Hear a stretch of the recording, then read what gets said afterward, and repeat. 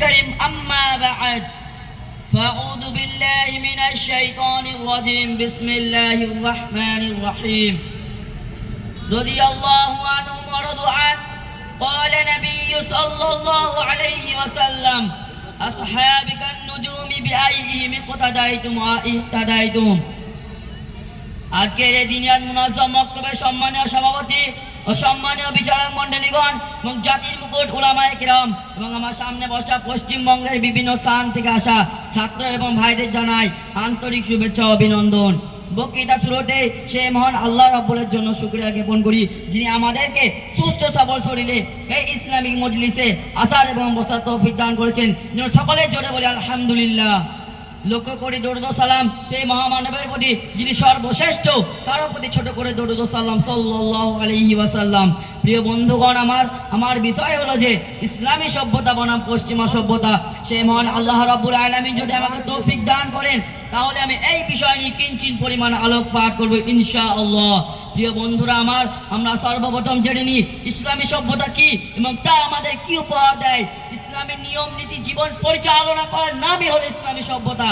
যখন সারা দুনিয়া জুড়ে ছিল অন্যায়, অবিচার, জুলুম, নির্যাতন, হানাহানি, মারামারি, রাহাজানি, হত্যা, খুন সর্বদাই লেগে থাকতো, এমনকি তারা নিজ সন্তানকে নিজ হস্তে জীবন্ত দাফন করে ফেলতো। তারা নিজ সৎ মাতাকে বিবি বানিয়ে নিত। তাদের জিনা ব্যভিচার ছিল নিত্যদিনের অভ্যাস। এমন সময়তে আল্লাহ রাব্বুল আলামিন কুরআন শরীফের মধ্যে বর্ণনা করেছেন, ওয়া কুনতুম আলা সাফা হুফরাতিম মিনান নারি ফাআওকাদাকুম মিনহা কাযালিকা ইউবাইয়িনুল্লাহু লাকুম আয়াতিহি লাআল্লাকুম তাহতাদুন। তোমরা সকলে অগ্নিকণ্ঠের নিকটবর্তী ছিলে, সেখান থেকে তোমাদের উদ্ধার করা হয়েছে। সভ্যতা এবং মানবতার এমন নাজুক অবস্থায় অসভ্য জাতিকে সভ্য জাতিতে পরিণত করার জন্য আরব মর্তব্যকে সাইয়্যিদুল মুরসালিন খুয়াতাউন নবিয়্যুন রাহমাতুল লিল আলামিন হযরত মুহাম্মদ সাল্লাল্লাহু আলাইহি ওয়াসাল্লাম আগমন করেছেন। সেই জাহেলিয়াতির যুগে যারা তাকে ভালোবেসে ধন্য হয়েছে তারা একমাত্র ইসলামের সুশীতল সাহায্যে অবস্থান রয়েছে। তারাই হলেন সেই সোনালী যুগের মানব যাদের সম্পর্কে স্বয়ং আল্লাহ রাসূল সাল্লাল্লাহু আলাইহি ওয়াসাল্লাম বলেছেন, আসহাবিকা নুজুমি বিআইহিম ইকতাদাইতুম ইহতাদাইতুম। আমার সাহাবাগণ হলেন তারকাতুল্য, যাদেরকে কেউ একজন যদি স্মরণ করে তাহলে সে হেদায়েত পেয়ে যাবে। শুধু তাই নয়, আল্লাহ রাব্বুল আলামিন সূরা তাওবার 100 নম্বর আয়াতে বলেছে, রাদিয়াল্লাহু আনহুম ওয়া রাদু আন। আল্লাহ তাদের প্রতি সন্তুষ্ট, তারা আল্লাহর প্রতি সন্তুষ্ট।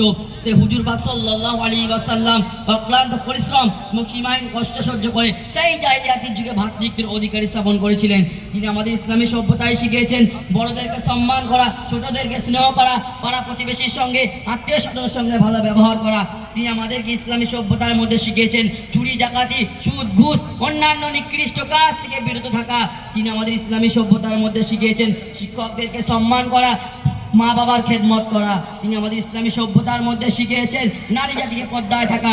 প্রিয় বন্ধুগণ, আজকে এই নারী জাতির পর্দার অবহেলার কারণে অনেক মা বোনকে ধর্ষিত হতে হচ্ছে রাস্তাঘাটে, অনেক মা বোনকে ধর্ষিত হতে হচ্ছে নাইট ক্লাবে, অনেক মা বোনকে ধর্ষিত হতে হচ্ছে পার্কে, অনেক মা বোনকে ধর্ষিত হচ্ছে সিনেমা হলে। জোরে বলেন ঠিক কিনা? সেই প্রাণ প্রিয় মা বোনদের আমি বলতে চাই, তোমরা যদি পশ্চিমা সব আইন কানুন মেনে ইসলামী সভ্যতা যদি না মানো তাহলে তোমাদের এমন অবস্থা হওয়া স্বাভাবিক। আজ আমাদেরকে পশ্চিমা সভ্যতা এমনভাবে গ্রাস করে নিয়েছে, সেখান থেকে আমরা কোনোভাবেই বের হতে পারছি না। কেন জানেন? আজকে আমাদের মধ্যে সেই হুজুর পাক সাল্লাল্লাহু আলাইহি ওয়াসাল্লামের সুন্নাত দেখা যায় না। আজকে আমাদের মধ্যে সেই হুজুর পাক সাল্লাল্লাহু আলাইহি ওয়াসাল্লামের আদর্শ দেখা যায় না। আজকে যদি আমাদের মধ্যে সেই হুজুর পাক সাল্লাল্লাহু আলাইহি ওয়াসাল্লামের আদর্শ আর সুন্নাত পরিপূর্ণভাবে থাকতো তাহলে আজ আমাদের পশ্চিমা সভ্যতা গ্রাস করতে পারতো। চলে বলেন ঠিক কিনা? তাই বলি ভাই, চলেন আজকে ঘুরে আসি আমরা অন্য জগৎ থেকে, আমরা ইসলামী সভ্যতায় ঢুকে যাই, পশ্চিমা সভ্যতা থেকে বের হয়ে এসে ইসলামী আদর্শ সমাজ গঠন করি। এবং ইসলামী সভ্যতার মধ্যে রয়েছে হুজুর পাক সাল্লাল্লাহু আলাইহি ওয়াসাল্লামের আদর্শ।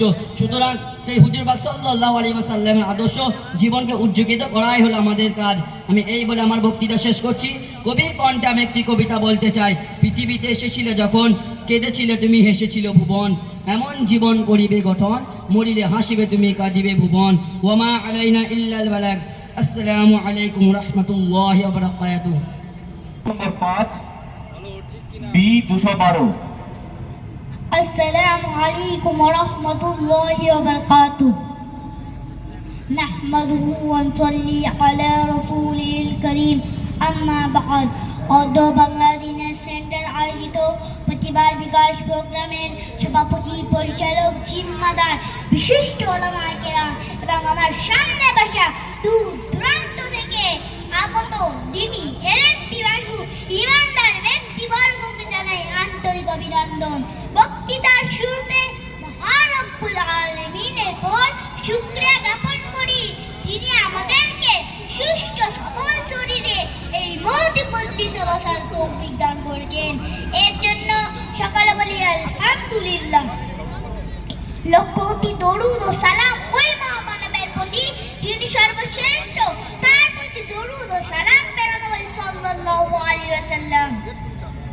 বন্ধুগণ, আমার বিশাল ইসলামী সভ্যতার বিষয়বস্তু এতটাই বিশাল যা মাত্র বলা অসম্ভব।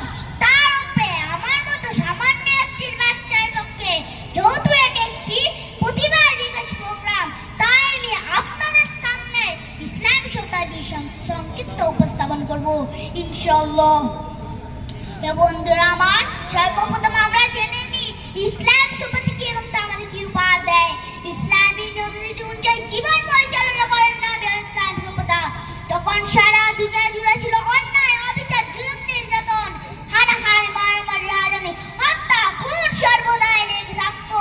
এমনকি তারা নিঃসন্তান নিজ হস্তে দাফন করে ফেলত, নিঃসৎ মাতৃকে বিবি বানিয়ে নিত। তাদের জিনা ব্যবসা ছিল নিত্যদিনের অভ্যাস। এমন সময় আল্লাহ রাব্বুল আলামিন কোরআনে বর্ণনা করেন, তোমরা সকলে অগ্নিগর্ভের নিকটবর্তী ছিলে, সেখান থেকে তোমাদেরকে উদ্ধার করা হয়েছে। সভ্যতা এবং মানবতার এমন নাজুক অবস্থায় অসভ্য জাতিকে সভ্য জাতিতে পরিণত করার জন্য। আরো প্রতাপের বুকে সাইয়্যিদুল মুরসালিন খতিবুন নবীর রাহমাতুল লিল আলামিন হযরত মুহাম্মদ সাল্লাল্লাহু আলাইহি ওয়াসাল্লাম আগমন করেছেন। সেই জাহেলিয়াতের যুগে যারা থেকে ভালোবাসে ধন্য হয়েছেন, তারাই একমাত্র ইসলামের সুশীতল জাতি অবস্থান রয়েছেন। তারাই হলো সেই সোনালী যুগের মানব। তাদের সম্পর্কে আল্লাহ রাসূল বলেছেন, আমার সাহাবাগণ হলেন তারকাতুল্লাহ, তাদের একজনকে যদি কেউ অনুসরণ করে তাহলে সে হেদায়েত পেয়ে যাবে। শুধুই নয়, তাদের জন্য আল্লাহ রাব্বুল আলামিন সূরা তাওবা 100 নম্বর আয়াতে বলেছেন, রাদিয়াল্লাহু আনহু ওয়া রাদু আন। আল্লাহ তাদের প্রতি সন্তুষ্ট, তারাও আল্লাহর প্রতি সন্তুষ্ট। প্রিয় বন্ধুগণ আমার, আজকের এই নাজাতির পথ অবহেলার কারণে মা বোনকে লাঞ্ছিত হতে হচ্ছে, রাস্তাঘাটে অনেক মা বোনকে ধর্ষিত হতে হচ্ছে, সেই নাইট ক্লাবে, পার্কে, মিশন হলে। বলে ঠিক কিনা? ওই মা বোনদের বলতে চাই, আপনার ইসলাম সমাজে চলে আসেন, নাহলে আপনার পরিস্থিতি কাটতে চলে। শুধুই নয়, আজকে বিশ্বের দিকে দেখানো যায় তারা আধুনিকতার নামে নব্যতরুণদের নিয়ে যাচ্ছে অন্ধকার যুগে। তাদের নিঃস্ব সেবাকর্মের মাধ্যমে আজকে যুব সমাজে তরুণীদের খারাপ কিছু কাটছে। তারা এমন নিচু শিক্ষা ছড়াচ্ছে, যার ফলে আজকের মুসলমান ভাই বোনেরাও তাদের বৃদ্ধ মা বোনকে খাচ্ছে বৃদ্ধাশ্রমে। পশ্চিমা সভ্যতা আমাদেরকে এমনভাবে গ্রাস করে নিয়েছে যে আমরা সেখান থেকে কোনোভাবে বেরোতে পারছি না। কিসের জন্য? আমাদের মাঝে হুজুর পাক সাল্লাল্লাহু আলাইহি ওয়াসাল্লামের আদর্শ দেখা যায় না, হুজুর পাক সাল্লাল্লাহু আলাইহি ওয়াসাল্লামের সুন্নাত দেখা যায় না। আজকে যদি আমাদের মাঝে হুজুর পাক সাল্লাল্লাহু আলাইহি ওয়াসাল্লামের আদর্শ পরিমাণ থাকতো, তাহলে পশ্চিমা সভ্যতা আমাদেরকে কোনোভাবে গ্রাস করতে পারতো না। তাই বলি, আজকে চলেন ঘুরেছি অন্য জগৎ থেকে ইসলাম সভ্যতায় ঢুকে যায়, পশ্চিমা সভ্যতা থেকে বার হয়ে আদর্শ সমাজ গঠন করি। কারণ ইসলাম সভ্যতা আছে হুজুর পাক সাল্লাল্লাহু আলাইহি ওয়াসাল্লামের আদর্শ। সুতরাং হুজুর পাক সাল্লাল্লাহু আলাইহি ওয়াসাল্লামের আদর্শ জীবনকে সর্বোপরি আমাদের কাজ। এই বলে আমি আমার বক্তব্য শেষ করছি। ওয়া আখিরু দাওয়ানা আলহামদুলিল্লাহি রাব্বিল আলামিন। আসসালামু আলাইকুম ওয়া রাহমাতুল্লাহি ওয়া বারাকাতুহু।